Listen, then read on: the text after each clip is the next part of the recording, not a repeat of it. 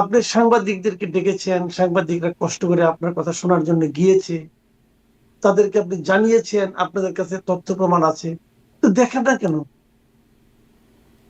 তথ্য প্রমাণকে সাংবাদিকদের দেখাই দিলেই তো হয়ে যায়। আপনি দেখাচ্ছেন না কেন?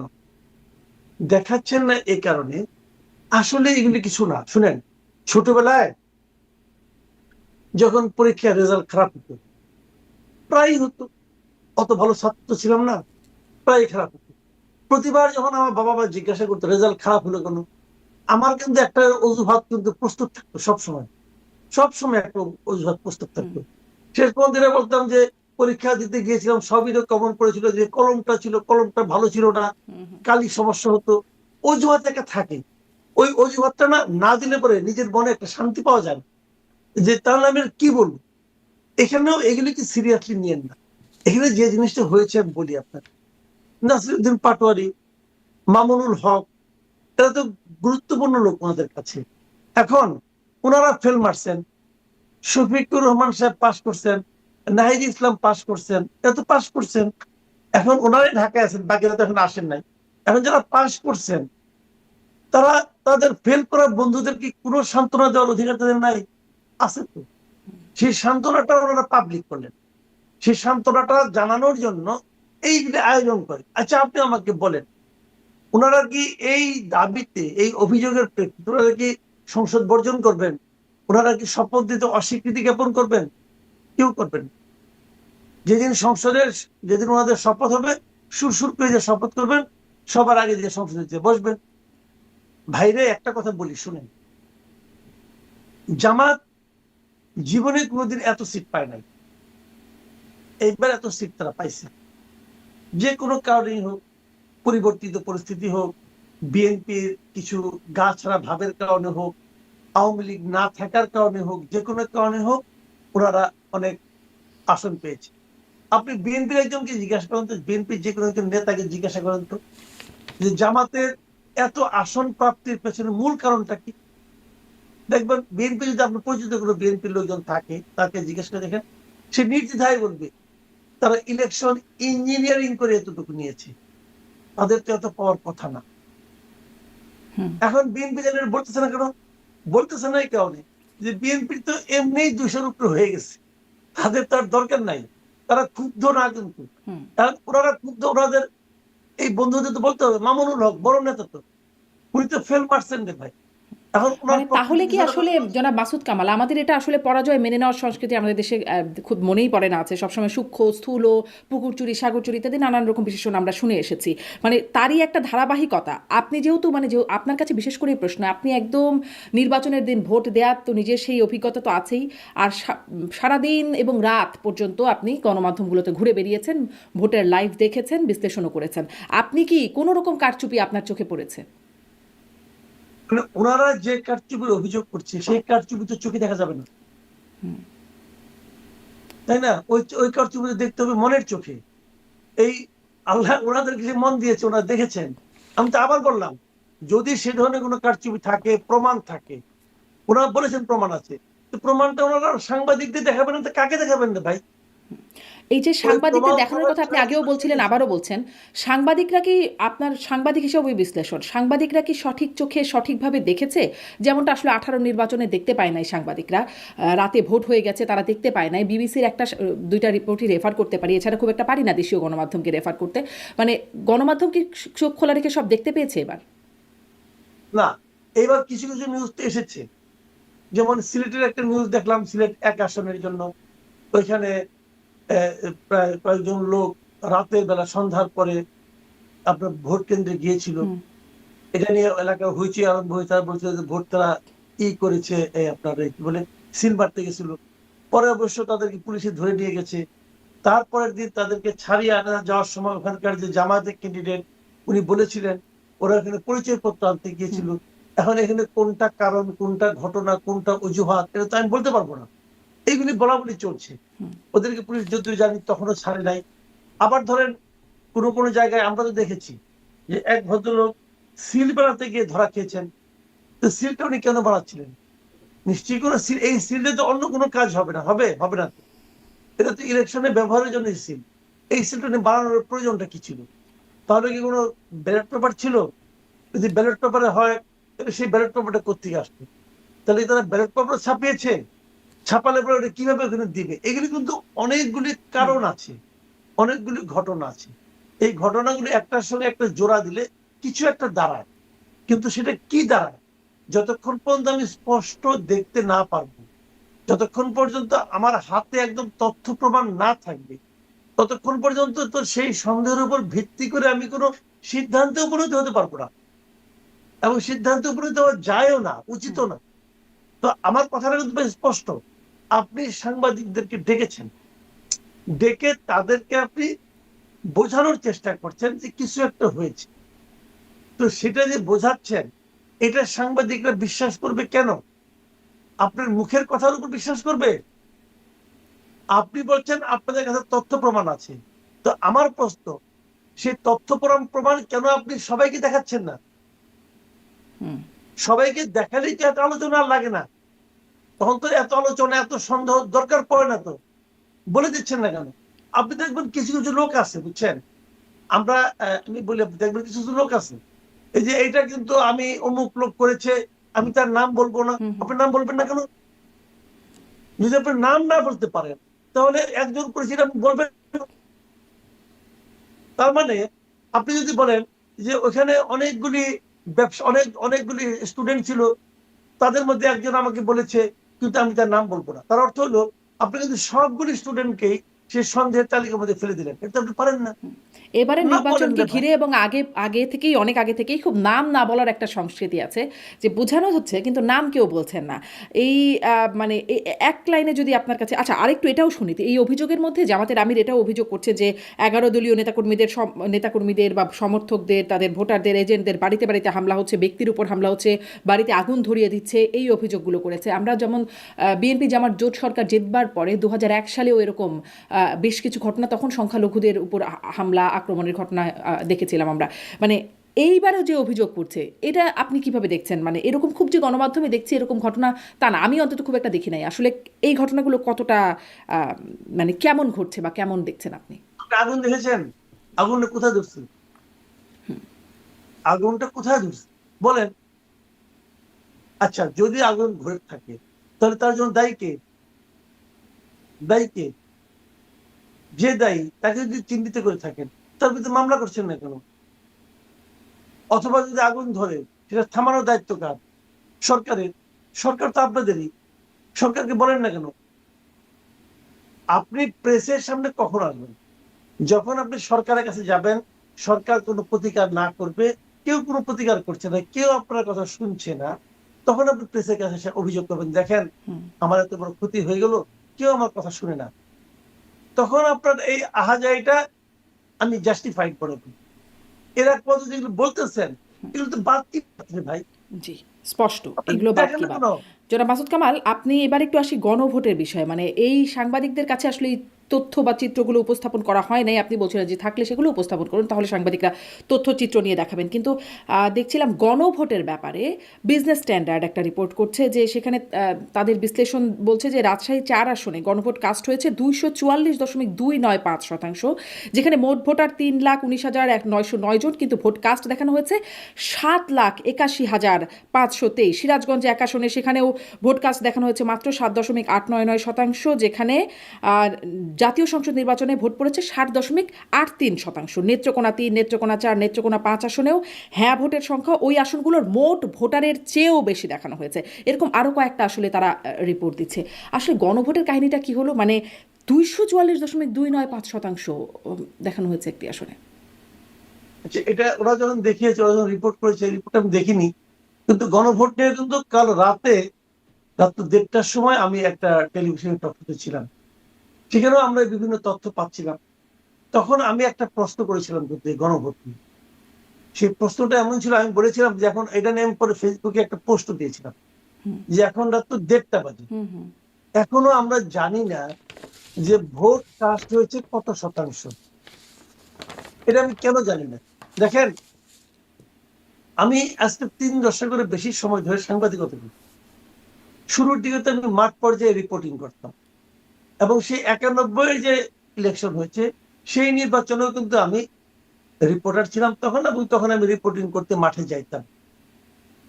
কোনো একটা নির্বাচনী কেন্দ্রে যে আমরা সাংবাদিকরা প্রথম যে দেখা করতাম প্রিজাইডিং অফিসারের সঙ্গে, এবং তাকে একটা প্রশ্নই করতাম যে কত পার্সেন্ট ভোট কাস্ট হয়েছে। এটা হলো প্রথম প্রশ্ন, কোথাও কোথাও একমাত্র প্রশ্ন, এবং আমরা এটা তৎক্ষণাৎ একটা উত্তর পেতাম। উত্তর পেতাম এই কারণে যে প্রিজাইডিং অফিসার জানতেন যে সাংবাদিকরা সেই প্রশ্নটা জিজ্ঞাসা করবেন, যে এখন 2 ঘন্টা হয়ে গেছে, কত পার্সেন্ট ভোট কাস্ট হয়েছে, এবং উনি চট করে বলতে পারতেন। কেন বলতে পারতেন? কারণ ওই ভোটের যে ব্যালট পেপার গুলো, সেগুলোতে একটা বইয়ের মতো করে থাকে, এক বই 100 টাকা। ওই বইটা যখন শেষ হয়ে যায়, পোলিং অফিসার যখন ওই বইটা থেকে ব্যালট পেপার দিয়ে থাকে, শেষ হয়ে যাওয়ার সঙ্গে সঙ্গে ওই ব্যালট পেপারটা, ওই বইয়ের মুড়িটা প্রিজাইডিং অফিসার কাছে জমা দিয়ে তার আরেকটা বই নেয়। তো প্রিজাইডিং অফিসার সহজেই বলে দিতে পারে যে কয়টা বই ফেরত আসছে, প্রতিটা বই 100 করে। উনি কিন্তু বলে দিতে পারে, ধরেন একটা জায়গায় 4000 ভোট ছিল, 8টা বই ফেরত আসছে, বলতে পারে যে 800 ভোট হয়ে গেছে। 4000-এর মধ্যে 800 মানে 20% ভোট হয়ে গেছে। এটা বলা কিন্তু খুবই সহজ, এবং এই তথ্যটা ওনারা কিন্তু সঙ্গে সঙ্গে সহকারী রিটার্নিং অফিসার মানে ইওনকে পাঠাই দেন। ইওনও সেটা সঙ্গে সঙ্গে রিটার্নিং অফিসারকে পাঠাই দেন, মানে ডিসি কে পাঠাই দেন। সেখান থেকে সেটা আপনার ঢাকায় চলে আসে। এখন তো ইলেকট্রনিক মানে আপনার আইটির যুগ, পাঠানো তো 1 টুর মামলা, হোয়াটসঅ্যাপ করে দেওয়া যায়, ইমেল করা যায়, সঙ্গে সঙ্গে চলে আসে। এবং সেই জন্যই দেখা যায় যখন ভোট গ্রহণ শেষ হয়, ধরেন 4টা 5টা যাই হোক না কেন, ভোট গ্রহণ শেষ হওয়ার আগেই সবাই জেনে যায় যে কত শতাংশ ভোট কাস্ট হয়েছে। কিন্তু এইবারের নির্বাচনে সেটা জানানো হয়নি। এই নির্বাচনে জানানো হয়েছে পরের দিন দুপুরের দিকে। কেন? এটাই ছিল আমার ওই পোস্টের প্রশ্ন। আমি সেখানে একটা সম্ভাব্য কারণ দেখেছিলাম, যে তাহলে কি এটা এই কারণে যে গণভোটের ভোট কত হবে না হবে, গণভোট কত দেখানো হবে না হবে, তার সঙ্গে একটা সামঞ্জস্য রাখার জন্যই এই বিলম্বটা করা হচ্ছে। এটা হতে পারে, এবং এটাই হয়েছে বলে আমার ধারণা। তা না হলে এই ভোট কত কাস্ট হয়েছে এটা বলার জন্য যদি আপনাকে প্রায় 18 ঘন্টা অপেক্ষা করতে হয়, তাহলে সেইটার মধ্যে একটা ঝামেলা আছে। এবং এই যে ডিজি স্ট্যান্ডার্ড এবং আরো অনেকে আপনি পাবেন, এরকম আরো অনেক পেতে থাকবেন। এই ভোটগুলি বাড়বে কোথায় জানেন? আমি বলি আপনাকে, তারা এই ভোটগুলি দেখান। যেমন ধরেন আপনার 12 জন ক্যান্ডিডেট, 12 জন ক্যান্ডিডেট, সবাই কিন্তু প্রথম এবং দ্বিতীয় জনের ভোট নিয়ে ব্যস্ত। কিন্তু যে অষ্টম নবম হয়েছে তার ভোট কিন্তু কত হলে কেউ জানে না। সে হয়তো ভোট পেয়েছে 30। আপনি যদি 30-এর আগে 1030 বানাই দেন, সেও খুশি, সবাই খুশি, কেউ কিন্তু আপত্তি করবে না। কারণ প্রথম এবং দ্বিতীয় তারা হয়তো ওই ভোট কেন্দ্রে পেয়েছে মনে করেন 5000, একজন 5000, একজন 7000 ধরা যায়। কাজে ওইদিকে নিচের দিকে কে অষ্টম নবম দশম এরা কে কত ভোট পেতে কিন্তু যায় আসে না কারণ। কিন্তু ওইখানে ভোটটা বাড়াই দিলে পরে প্রদত্ত ভোটের সংখ্যা বেড়ে যায়। এটা কিন্তু একটু হতে পারে। আমি মনে করি প্রদত্ত ভোটের সংখ্যা বেশি হলে পরে হ্যাঁ না ভোটারের সংখ্যা বাড়িয়ে দেওয়া যায়। এখন যদি প্রতি কেন্দ্রে এরকম বাড়াতে থাকে কে প্রশ্ন করবে? তো এরকম করতে যে 2-1 জন যারা অঙ্কে ভালো ওইটা বুঝতে পারবেন না, বাট যে প্রিজাইডিং অফিসার অঙ্কে একটু কাঁচা, সে হয়তো লেজিং উপরে করে ফেলবে। সেটা যে আবার বিজনেস স্ট্যান্ডার্ডের চোখে পড়বে, তারা সেটা নিয়ে রিপোর্ট করবে। সেই রিপোর্ট আপনি পড়ে আমাকে বলবেন, আমি উত্তর দিব, নো প্রবলেম।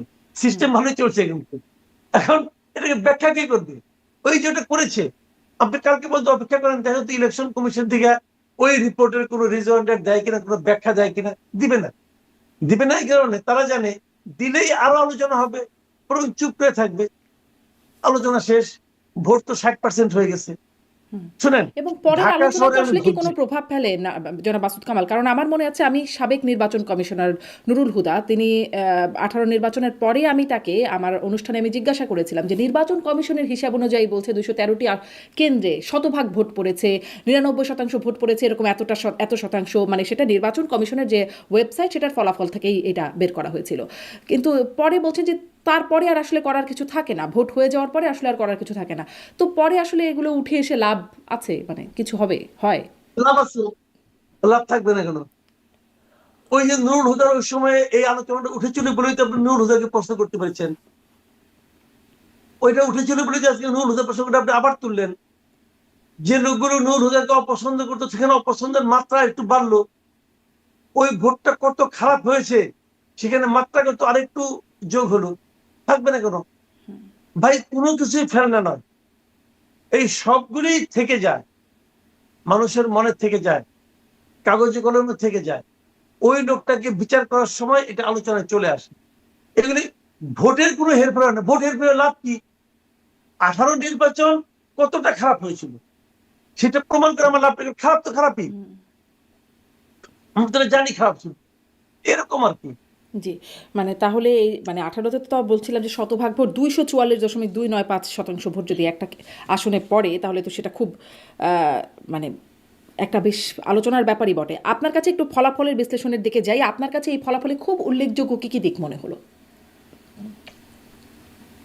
ফলাফল যেটা হয়েছে না, আমার যেটা মনে হয়, দেখেন আমি বিভিন্ন সোর্স থেকে নানা ধরনের কথা শুনেছি, তো সেখানে ফলাফলে নানা ধরনের কথা বলা হয়েছে, কিন্তু আমার কাছে মনে হয় না যে এটার মধ্যে খুব বেশি নয় ছয় হয়েছে। যেমন একজন একজন মানে পুলিশ কর্মকর্তা আমাকে আজকে বললেন যে যদি সরকার চায়, যদি প্রিজাইডিং অফিসার চায়, যদি রিটার্নিং অফিসার চায়, তাহলে ভোটে আপনার এক ধরনের ইঞ্জিনিয়ারিং করা সম্ভব। তো আমি এটা মানলাম, কিন্তু এই সিরিয়ালি সবাইকে ম্যানেজ করা সম্ভব কিনা? যদি সবাই একই লাইনের হয় হয়তো সম্ভব, যদি মাঝখানে একজন লোক অন্য লাইনের হয় তাহলে সম্ভব না। চেষ্টা হতেই পারে, কিন্তু তারপরে আমি বলবো যদি কিছু ইঞ্জিনিয়ারিং হয়েও থাকে তাতে ভোটের ফলের খুব একটা হেরফের হয় নাই। একদল পেয়েছে 200-র বেশি, আরেক দল পেয়েছে 80-র কম। তো ওই একটু হেরফেরের কারণে এটা একদম উল্টে যাবে তা হয় না, কিন্তু এটা আমার মনে হয়। মানে 200-র বেশি আর 80-র কম যে আপনি বলছেন এটা তো ভোটের আসনের কে কত আসন পেলেন, কিন্তু যদি দেখি একদম মানে আসন ভিত্তিক ভোটের ব্যবধান অনেক আসনেই আছে খুব হাড্ডাহাড্ডি অবস্থানে, খুব একদম একজনের ঘাড়ে নিঃশ্বাস ফেলেছেন এই অবস্থা ভোটে দেখেছে। তো একটু একটু সমস্যা হলেই তো, কারচুপি হলেই তো আসনের অল্প স্বল্প ব্যবধান মানে ভোটের অল্প স্বল্প ব্যবধানে হলেই তো আসনটা অন্যদিকে চলে যায়, তাই নয় কি? মানে একটু কারচুপি অনেক বড় ব্যাপার হয়ে দাঁড়াতে পারে তো। একটু কারচুপি অনেক বড় ব্যাপার হইতে পারে, কিন্তু এটা অত বড় সম্ভব না ভাই। তাহলে তো সবগুলি আসনে একটু একটু করে কারচুপি হইতে হবে। সবগুলি আসনে একটু একটু করে হয়েছে কিনা আমি মনে করি না। আর তাছাড়া আমি আরেকটা কথা বলি, যে রেজাল্টটা হয়েছে এটা কিন্তু আমার কাছে অযৌক্তিক রেজাল্ট মনে হয় নাই। এটা আমার কাছে অযৌক্তিক রেজাল্ট মনে হয় নাই। জামাত মাঝখানে জামাতের পক্ষে একটা হাইপ উঠেছিল, সেটা তো শেষ দিকে এসে এবার কমে গেছে। কতগুলি ঘটনা ঘটেছে, ঘটনাগুলি মাথায় রাখতে অনেক সময় হয়, কিন্তু আপনি যদি আমাকে বলেন যে আপনি ব্যাখ্যা করেন কেন তাহলে জামাতের ওই হাইপটা থাকলো না, কেন জামাত ক্ষমতায় যেতে পারলো না, কেন জামাত 151 আসন পেল না, যদি এই ধরনের প্রশ্ন করেন, আমার কিন্তু একটা ব্যাখ্যা আছে যে তারা কেন শেষ দিকে এসে ভোটটা কম পেল। আপনি কি জানতে চান? তাহলে বলি। জানতে চাই, অবশ্যই আমি অপেক্ষা করছি জানবার জন্য। হ্যাঁ। আচ্ছা যদি চান তাহলে বলি। বিষয়টা হলো কি, ঘটনা ঘটছে কয়েকটা। একটা হলো যে জামাতের আমির সাহেব আপনাদের আমেরিকায় যে একবার বলেছিলেন যে নারীদের কর্মঘণ্টা 5 ঘন্টা করবেন। এটা বাংলাদেশের নারীরা খুব ভালোভাবে নিয়েছে বলে আমার কাছে মনে হয়নি, কারণ কোন নারী তো তার কাছে অ্যাপ্লিকেশন করে নাই যে আমার কর্মঘণ্টা বেশি হয়ে গেছে কমাই দেন, কেউ তো করে নাই। তো উনাকে এই দয়া মায়া দেখাতে কে বলছে? এটার মধ্যে নারীরা একটা মতলব খুঁজছে, যে এটার মধ্যে অন্য কোনো মতলব আছে। তিনি অবশ্য স্পষ্ট করে নারীদের তিনি আসলে মায়েদের কর্মঘণ্টার কথা বলেছেন, মানে কর্মজীবী মায়েদের। সেটাও বলেন, তাতেও মারা খুশি হবে না, তাতেও মারা খুশি হবে না। আমার অভিজ্ঞতা অন্যরকম। কোনো মাই বলে না যে আমার তুমি কম কাজ দাও, এটা এটা মারা খুশি, কারণ মারা জানে যে এই কম কাজের অজুহাতে একসময় তাকে বাদ দিয়ে দেওয়া হবে, একদম। কাজে এটাতে সে যাবে না। দ্বিতীয় যে কথাটা আমি বলি আপনাকে, যে জামাতের সাতক্ষীরা একটা আসনের একজন প্রার্থী নির্বাচনের 2 দিন আগে বিবিসি কে একটা ইন্টারভিউ দিয়েছিলেন। সেখানে উনি বলেছিলেন যে যদি জামাত ক্ষমতায় যায় তাহলে মেয়েদের এই পর্দা প্রথাটা ওনারা খুব শক্তভাবে চালু করবেন, এবং তখন কোনো নারী মাহারাম ছাড়া কোথাও বেরোতে পারবে না। এবং যদি সে অন্য ধর্মের নারীও হন, তবুও তাকে মাহরাম নিয়ে বেরোতে হবে। এই বিষয়গুলো নারীরা খুব আনন্দের সঙ্গে গ্রহণ করেছেন বলে আমার কাছে মনে হয় না। এবং অনেক নারী এই ঘটনায় তারা বিরক্ত হয়েছেন অথবা অপছন্দ করেছেন। এইখানে নারী ভোট কিছু কমেছে। হিন্দু ভোটগুলো বাংলাদেশে এখনো কিন্তু 7 to 8% হিন্দু ভোট আছে। হিন্দু ভোটগুলো একচেটিয়া ভাবে বিএনপি পেয়েছে। এর কারণ হলো গিয়ে যে হিন্দু ভোট হয় বিএনপি দিতে হয় অথবা জামাতকে দিতে হয়, আর তো কোনো ক্যান্ডিডেট ছিল না। তো হিন্দুরা ভেবেছে আমাদের জামাতের চেয়ে বিএনপি ভালো।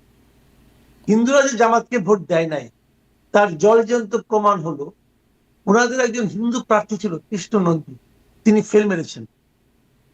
তিনি যে আসনে দাঁড়িয়েছিলেন ওই আসনে সব সময় কোনো না কোনো একজন হিন্দু জয়লাভ করেন, কারণ ওখানে হিন্দু জনগোষ্ঠীর এক ধরনের সংখ্যাগরিষ্ঠতা আছে। সেখানে ওই হিন্দু সাহেব এবার ফেল মারছেন। তার মানে ওখানকার হিন্দুরা কৃষ্ণনন্দীকে ভোট দিবে কি না দিবে তার আগে বিবেচনা করেছে আমরা দাঁড়িপাল্লায় ভোট দিব কি দেবো না, এবং দাঁড়িপাল্লায় তারা ভোট দেয় নাই। হিসাবটা কিন্তু সিম্পল একদম। তো এই 7% ভোট যদি একটা দল পেয়ে যায়, 7-এর মধ্যে যদি 6% পেয়ে যায়, তাহলে কিন্তু অনেক ভোট পেয়ে যায়। এবং ওই ভোট, ওই যে আপনি বলেন না হাড্ডাহাড্ডি লড়াই হয়েছে, হয়তো ভোটের অঙ্কে অত পার্থক্য হবে না, কিন্তু আসনের অঙ্কে অনেক পার্থক্য হয়ে যায়। যেমন 2001 সালের কথা আপনার মনে আছে? 2001 সালে বিএনপি পেয়েছিল 2,28,00,000 ভোট। এর মাধ্যমে তারা আসন পেয়েছিল 193টা, আর আওয়ামী লীগ পেয়েছিল 2,23,00,000 ভোট, মাত্র 5 লাখ না আরো কম, 4 লাখ সামথিং। এই ভোট কমের জন্য আওয়ামী লীগ পেয়েছিল 62টা আসন। আসলে কত হেরফের হয়ে গেছে লক্ষ্য করেন। কাজেই ওই আসনে হাড্ডাহাড্ডিতে 500, 600, 1000 এরকম ভোটের ডিফারেন্স কিন্তু একটা আসন চলে যায়। তো সেরকম হতে পারে। কাজে এখানে 6% ভোট তো অনেক, যে কারণে আসনের অনেক হেরফের হয়ে গেছে। এগুলো লজিক্যাল রে ভাই। আরো কিছু ঘটনা আছে, আরো কিছু ঘটনা এরকম। ইলেকশনের ঠিক আগে 2-3 দিন আগে হেফাজতে ইসলামের যে আমির আছেন, এই যে মিস্টার বাবুনগরী, মুহিবুল্লাহ বাবুনগরী, উনি হঠাৎ করে বললেন জামাতে ভোট দিলে ইমান থাকবে না। তো ওনারও তো কিছু অনুসারী আছে, অনেক মুসলমান আছে সুন্নিপন্থী, তারাও মনে করে জামাতকে ভোট দিলে অনেক সমস্যা হবে। এইগুলি কিন্তু প্রভাব ফেলেছে। এই প্রভাবটা আপনি কিন্তু অ্যাভয়েড করতে পারবেন। তো যে কারণে আবার ওই যে নারী নেতৃত্ব নিয়েও কিন্তু জামাতের আমিরের একটা বক্তব্য আল জাজিরা উনি ইন্টারভিউ দিয়েছিলেন, সেখানে উনি কিছু কথাবার্তা বলেছেন, সেটাও একটা প্রভাব ফেলেছে। এগুলো হলো জামাতের যে নেগেটিভ দিকগুলো।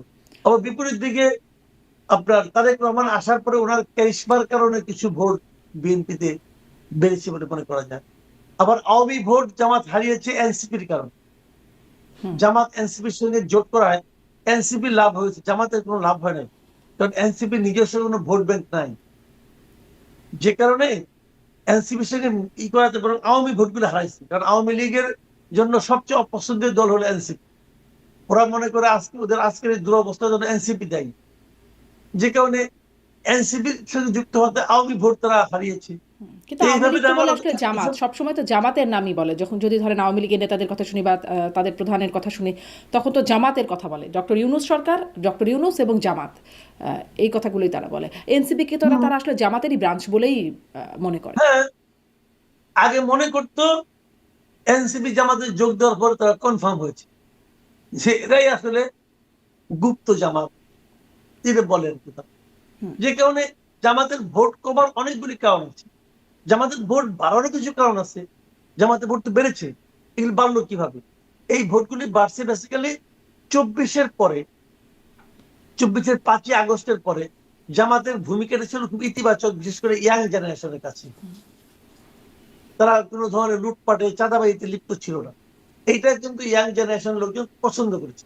এই কারণে জামাতের ভোট বেড়েছে, একদিকে বেড়েছে একদিকে কমেছে, কিন্তু দুটো মিলিয়ে জামাতের ভোট ধরার আগে ছিল 10, ধরার এভারেজ আগে 10% ভোট, সেটা 1 গুণ 2 গুণ 3 গুণ, 3 গুণও যদি বাড়ে তাও তো 30%। আমার ধারণা হিসাব নিকাশ করলে হয়তো টের পাওয়া যাবে, আমার ধারণা জামাতের ভোটে 30%-এর মধ্যে হবে, কিন্তু 30% ভোট দেওয়া বাংলাদেশে ভোটে জেতা যায় না। জিততে হলে 40-45 পেতে হয়। আমার ধারণা এবার বিএনপি 50% ভোটও পেতে পারে, আমি জানি না ঠিক, ভোট অনেক পাবে তারা, ভোট বেড়েছে কিন্তু জেতার মতো ভোট হয় না।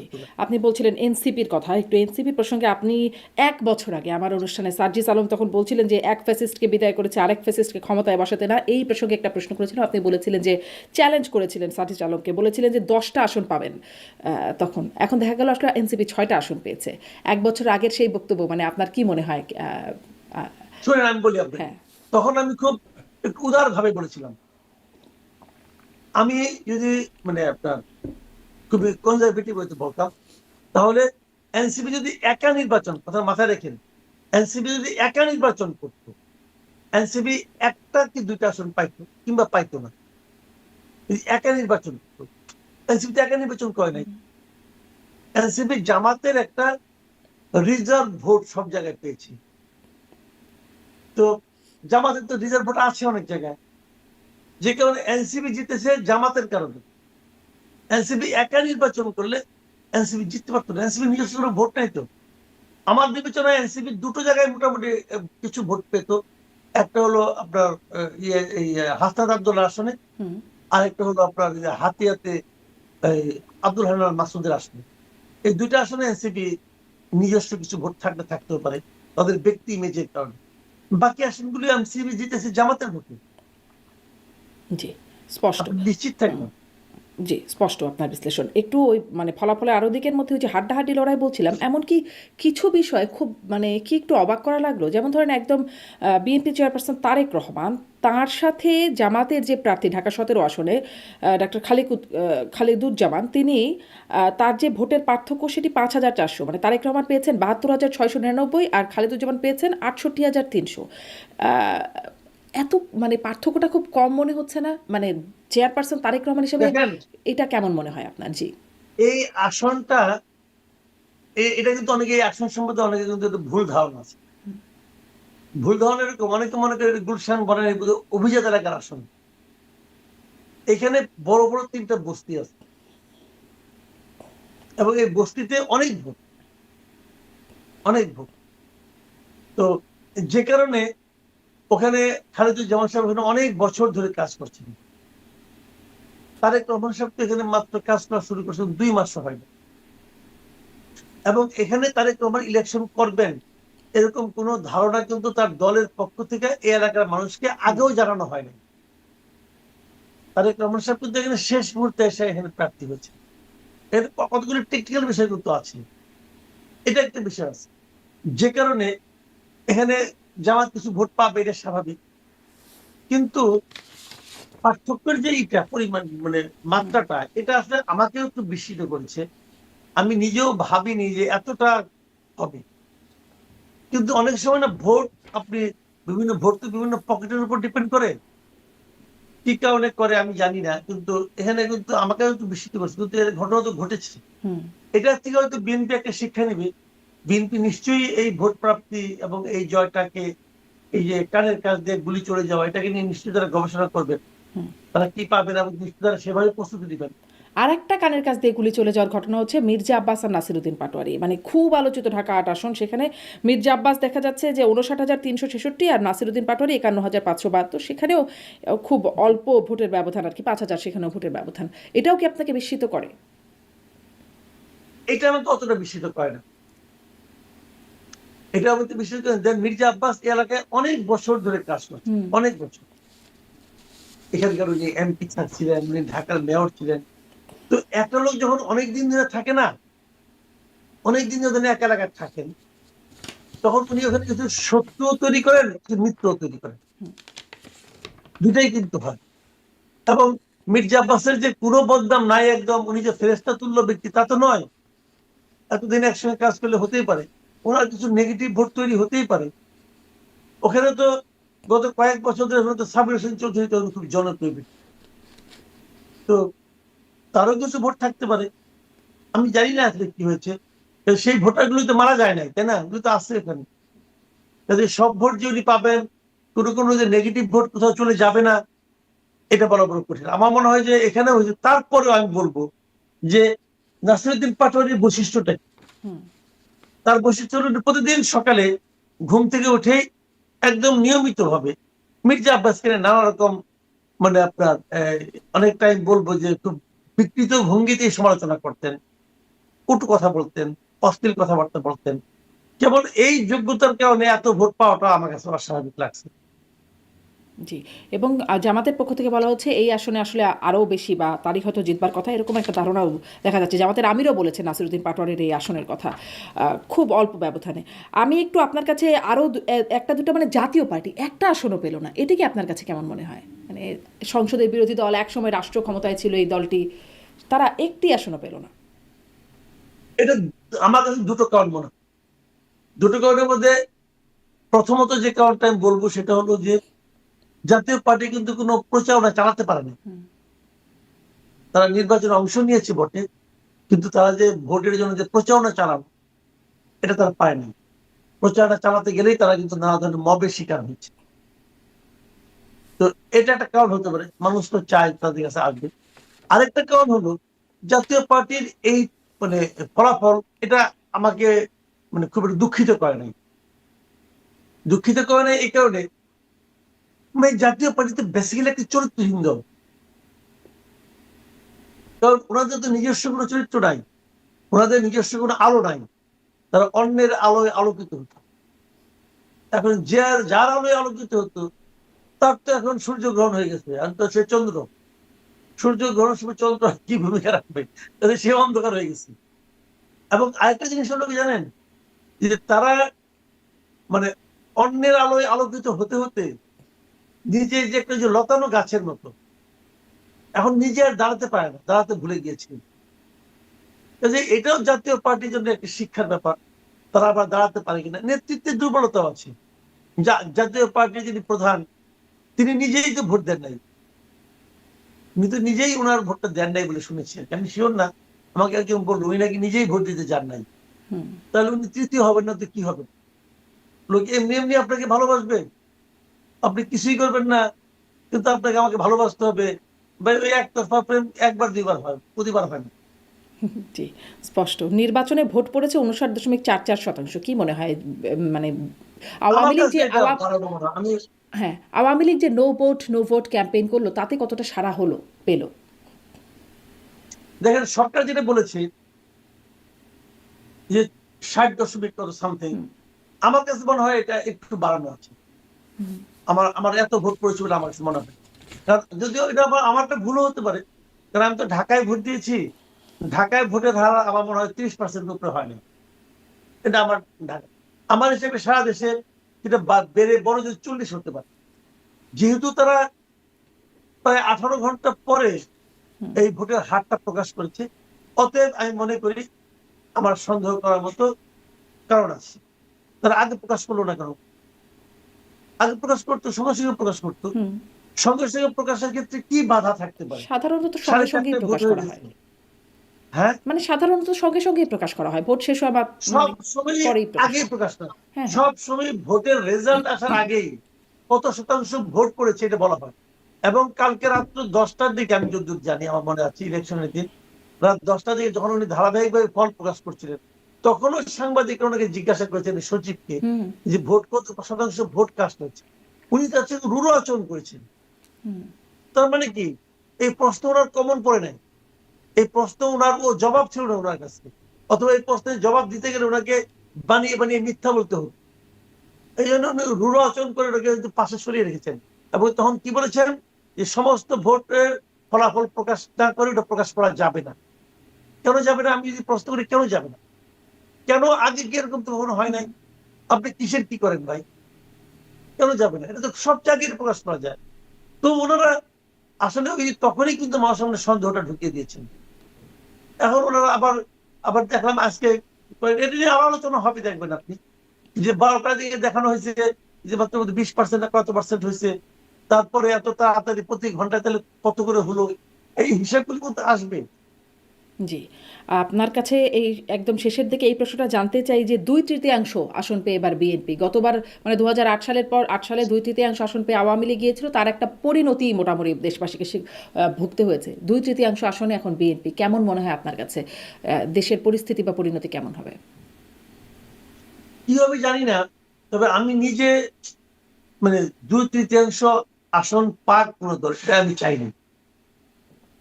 আমি আগে একবার প্রিডিকশন দিয়েছিলাম বিভিন্ন জায়গায়, একবার না মানে অনেক জায়গায় দিয়েছিলাম।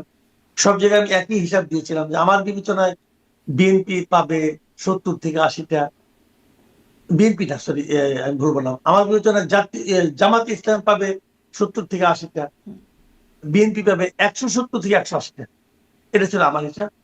বিদ্রোহীরা পাবে 30টার মতো, এটা আমার একটা ধারণা ছিল। আমার ধারণা ভুল হয়েছে। বিএনপি বিদ্রোহীরা মাত্র 7টা আসন পেয়েছে। তো এটা আমার একদমই, আমি এখানে ভুল হিসাব করেছি।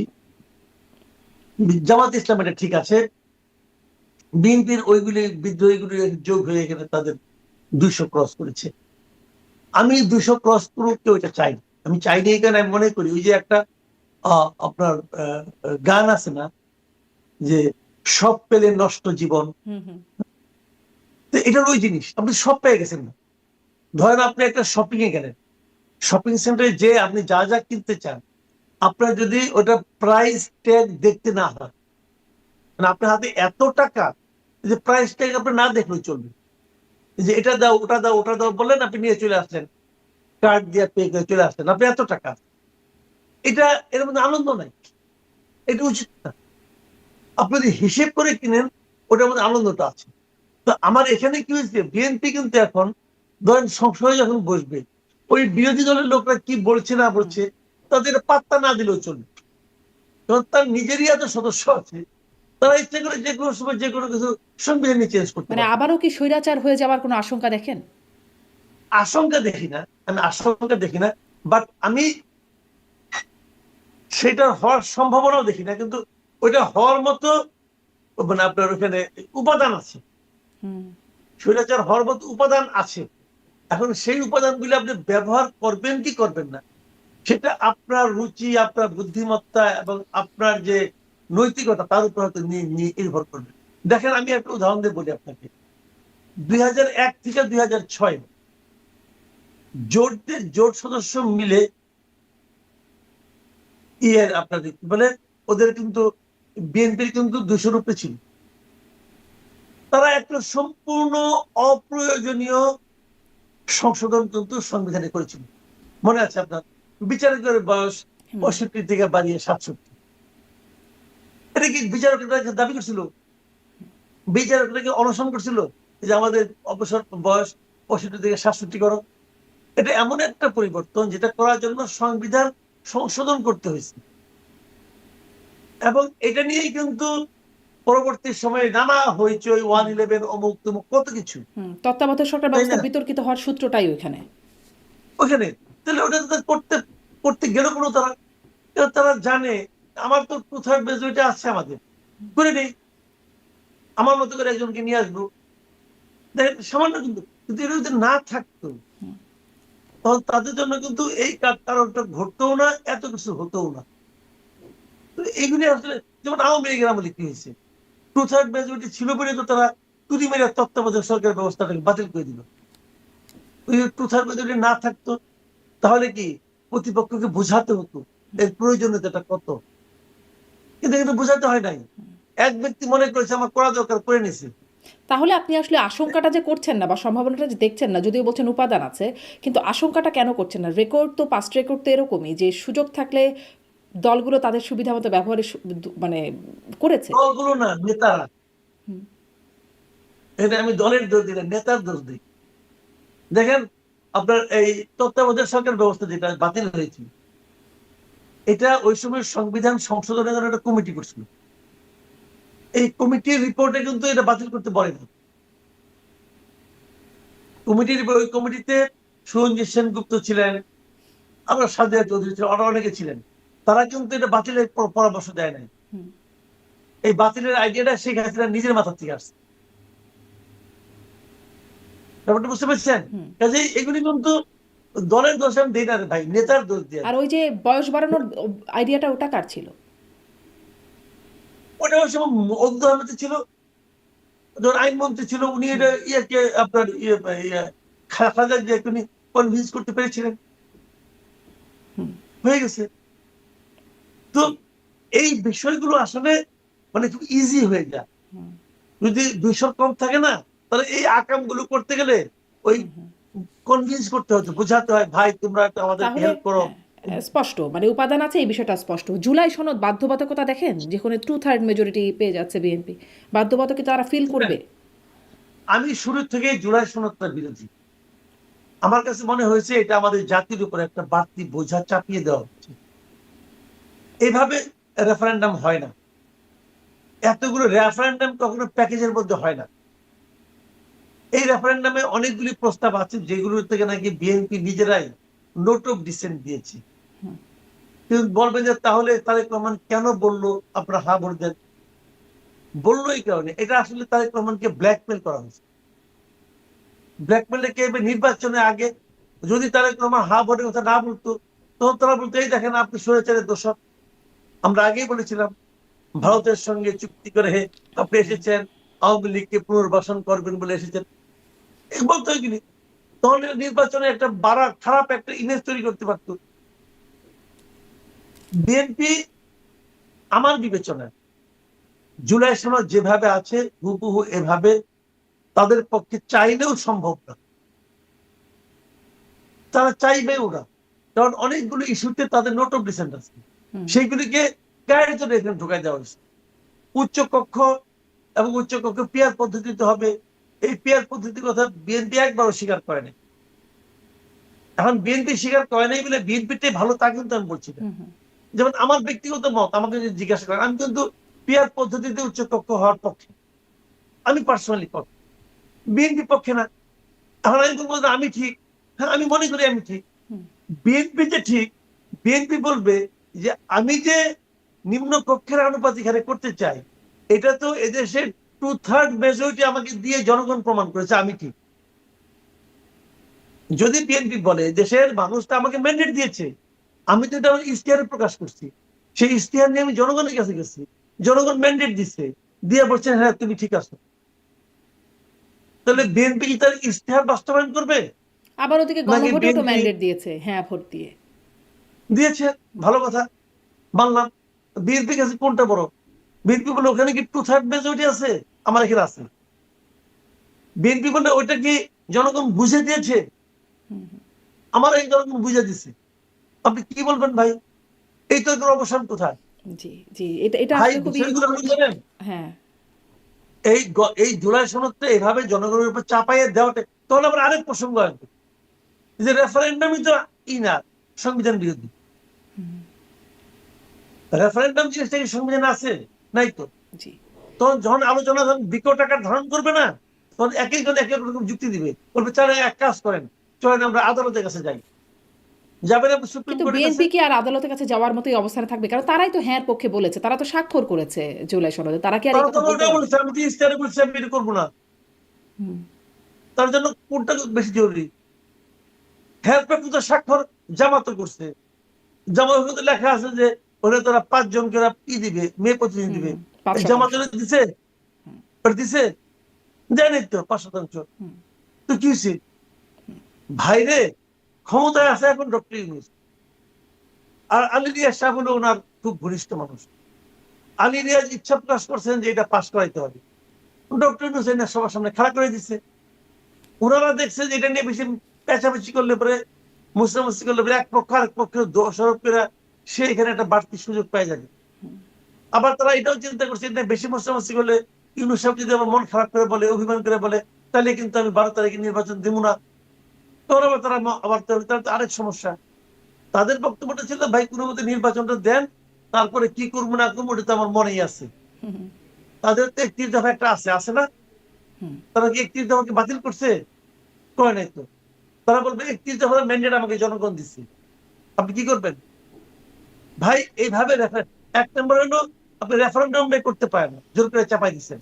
2 নম্বর হলো এইভাবে রেফারেন্ডাম হয়ও না, রেফারেন্ডামের নিয়ম এটা না। আগে সংসদে পাস করার পরে রেফারেন্ডামে যেতে হয়। আর এখানে রেফারেন্ডাম করে আপনার সংসদকে বাধ্য করতেছেন সেটাকে মেনে চলার। ভাই দেশ চালাবে বিএনপি, ফেল করলে অথবা সাকসেসফুল হলে সুনাম অথবা দুর্নাম কার হবে? বিএনপি। বিএনপি বলে দেশ চালাবো আমি, জবাবদিহিতা আমার, 5 বছর পরে পরীক্ষা আমার, কিন্তু আমাকে চলাইতে হবে আপনার আইন অনুযায়ী, আপনার দেখাই দেওয়া পথে। আমি যদি তখন বলি যে না আমার কোনো দোষ নাই, সব দোষ আলী রিয়াজের ওই জুলাই সনদের, কেউ মানবে? আপনি বলবেন যে 30টা পলিটিক্যাল পার্টি ছিল, এই নির্বাচনে 30টা পলিটিক্যাল পার্টির কয়জনকে চিনে বিএনপি জনগণ? 6টা পার্টি কিছু কিছু কি পাইছে, পদ পাইছে, বাকিগুলি কই? ধুলায় অন্ধকার। তার মানে আসলে বিষয়টা হচ্ছে বিএনপি তাই করবে যা বিএনপি করতে চায়, বা বিএনপির 31 দফায় যেরকমটা তারা মনে করেছে। মানে স্বাক্ষর বা হ্যাঁ ভোটের পক্ষে যাওয়া এগুলো আপনি বলছিলেন যে একরকম ব্ল্যাকমেইল হয়েই তাদেরকে করতে হয়েছে, বা তারা করেছে শেষ পর্যন্ত। আমি জানি না বিএনপি কি চায়, বিএনপি যদি এটা করতে চায় করবে, তাদের ব্যাপার। কিন্তু আমি মনে করি বিএনপি যদি এই সমস্ত কথা বলে, যদি বলে, নাও বলতে পারে, নাও বলতে পারে, যদি বলে, তাহলে আপনি এটাকে কাউন্টারে কি বলবেন? বলেন, আলোচনা করেন, কি হয়। বিএনপি আসলে বলবেই বা কি করে? সে নিজে স্বাক্ষর করে নিজে হ্যাঁ এর পক্ষে বলেছে, এখন আর বলবেই কি করে এসব কথা? তারাও তো নিজেরা বাধা পড়বে, তাই না? তাদের নিজেদের কথার দ্বারাই, কাজের দ্বারাই। যুক্তি আছে না ভাই, অনেক যুক্তি আছে। যাই হোক, আমি যদি বলবে যে এই সমস্ত চাপের কারণে, এই সমস্ত ব্ল্যাকমেলের কারণে বলতে বাধ্য হয়েছি, জনগণের বৃহত্তর স্বার্থে জনগণকে একটা গণতান্ত্রিক সরকার উপহার দেওয়ার জন্য করেছি, বলতেই পারি। আচ্ছা, জি, স্পষ্ট।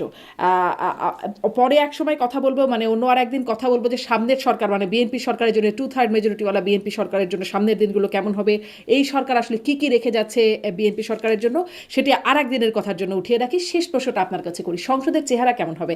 দেখলাম আমির হামজার মতো ব্যক্তিও আছেন সংসদে, যিনি আসলে কখনো বলেন জাহাঙ্গীরনগর বিশ্ববিদ্যালয়ের শিক্ষার্থীরা মদ দিয়ে কুলি করেন, তিনি সেখানকার শিক্ষার্থী ছিলেন, এরকম কথা। কখনো আবার রাশ্মিকা মান্দানা, সেই ভারতীয় অভিনেত্রী, তার চেহারার কাটিংয়ে 1 নাম্বার, এরকম নানান প্রসঙ্গ বলে তিনি আলোচিত, সমালোচিত, বিতর্কিত নানান রকম বিশেষণ আছে তার সাথে। এরকম মানুষ এখন সংসদে আছে, কেমন হবে মনে হয় সংসদের চেহারা? এটা নতুন কিছু না, এরকম নমুনা আমরা আগেও দেখেছি। আমাদের আগে সংসদে এরকম অনেক লোক ছিল, ওই যে দেখে দেখে একটা বক্তৃতা পড়বে, তাও পড়তে পারে না।